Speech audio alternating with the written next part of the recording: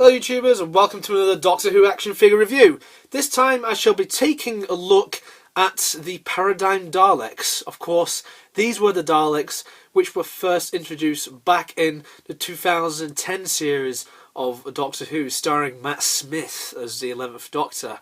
Now, there's not really that much to say about these figures overall because all they are, they're basically the same base figure. The only difference, of course, is they are different colours which represent the ranks of these Daleks. So you've got the red one, which is the drone one. You've got your orange one, which I think was the science Dalek, if I recall. And then you've got the white one, which is the Supreme. We've got the Strategist, which is the blue. And finally, we have the yellow one, which was supposed to be the big special one, and that was the Eternal one. So now I'm going to take a look at the figures and the articulation overall, and then I'm just going to give my thoughts on this design of Dalek. So starting off with this, so you can tell straight away it's a Dalek. The articulation is pretty standard for a Dalek. It does a 360-degree turn at the dome. The eye can go up and down, and it's also ball jointed, although this one's a little bit stiff. The joint on this is stiff because I've had this on the shelf for what is about 7 years, so it's quite a long time. The gun can do a 360-degree turn. It feels very, I wouldn't say loose because that's a bad thing, but it's more movable than the other ones from before. And also the sucker arm, that can also do a 360-degree turn. And at the bottom you've got your wheels so you can move it about and whatnot. And that's basically all your articulation and that. The detail overall on these Daleks are really good. They're really accurate to what we see on screen, so that's a positive sign. So if we just take a look at the actual eye, you can see that they've painted like a sort of eyeball on, because that's how these Daleks are. So you've got the white in the middle with a little bit of blue there, and then just around it you've got like, it's like a mixture between orange and yellow. So that is correct, and you've got the patterns around the ridges of the eye there, which is very nicely detailed. It just goes all the way around, and it's painted in black. And then if we just look there, you still got the same design for the Daleks, so you've still got the rings here. I wouldn't say the rings are as detailed as like the rings from previous versions of these Daleks, but it's good that they've actually kept that sort of design there. And then of course it's silver, and then you have your 360-degree turning eye stalk, which I think is a novelty for these Daleks, as usually they just go up and down. The lights at the top, they are very similar to the bronze Daleks from what we saw before, but this time the lights, I believe they're a bit bigger, because the whole point of these Daleks is they're much larger than their previous counterparts. So overall, I believe that the lights are bigger. There's some ridges on there as well, so it's not just a plain clear plastic that they've used here on this particular design. I believe this is on all of these Daleks. Yeah, all of these have got the exact same headlights, so nothing has really changed in terms of the actual figure. If we look at the paint job on this as well, it's got a little bit of a glossy finish, so you may be able to see a little bit of a reflection there. That features on pretty much every one of these Daleks, so that's correct. And looking at the neck, again you've got the same sort of design on there.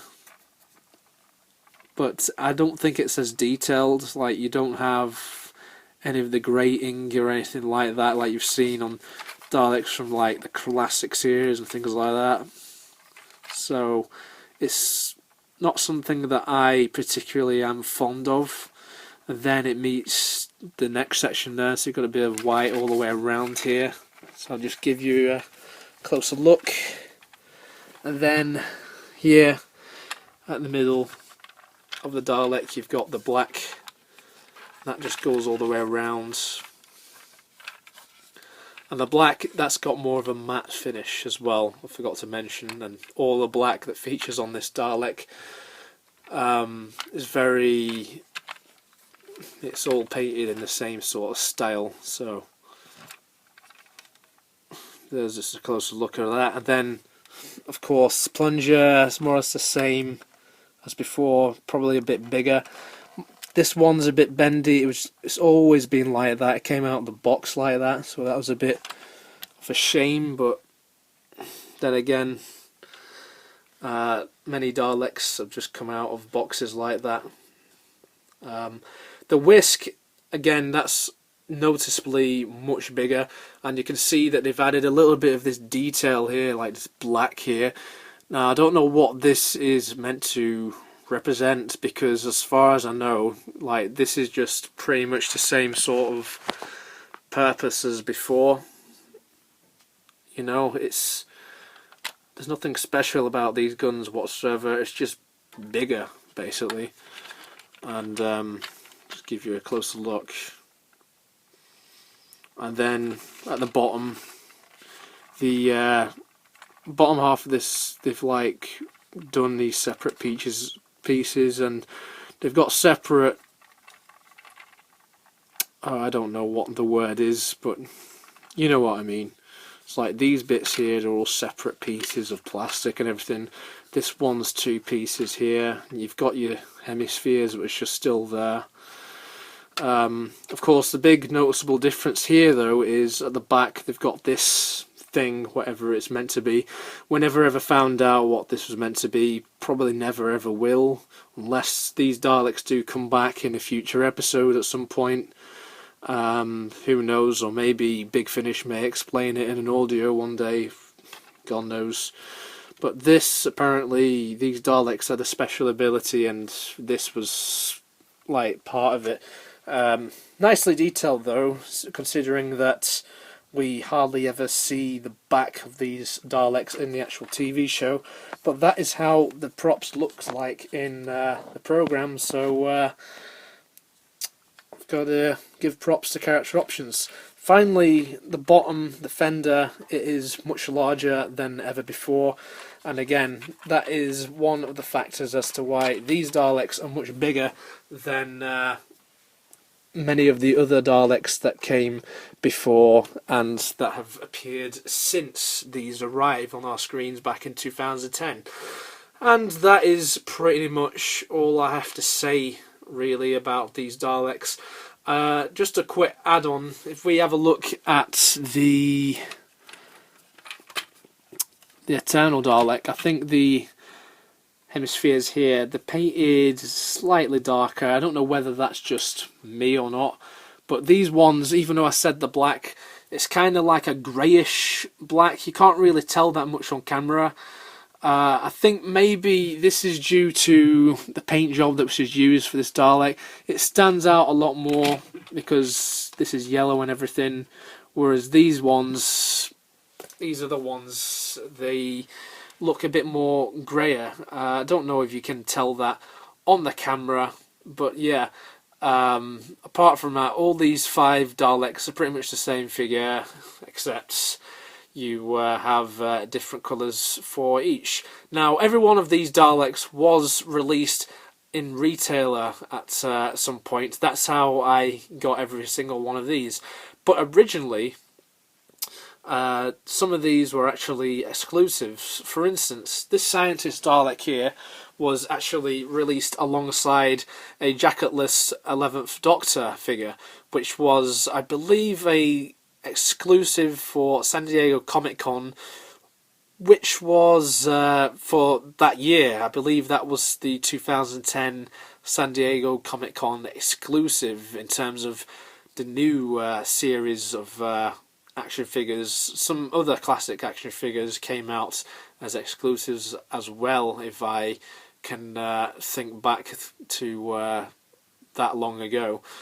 But thankfully, those of you who never picked up that figure, that set with the 11th Doctor, it did get released in retail. That's how I ended up picking up this one in the end. So not all was lost. And then later on, they sort of did a paradigm wave, which was just basically all these 5 types of Daleks, and you had to collect them all and whatnot. So I decided to collect them all purely for completionist reasons, though. It was nothing to do with the fact that I love these Daleks, because, surprise, surprise, these are a Dalek design which I absolutely despise. And I'm kind of glad that these have never really appeared that much since they first appeared on screen, because these type of Daleks, these Paradigm Daleks, they got a huge backlash when they first appeared back in Victory of the Daleks in 2010. And yeah, I've got to agree with pretty much everyone who said this, to be honest. These Daleks, they're not Daleks to me. They're just an abomination compared to the classic ones and the 2005 versions of the Daleks.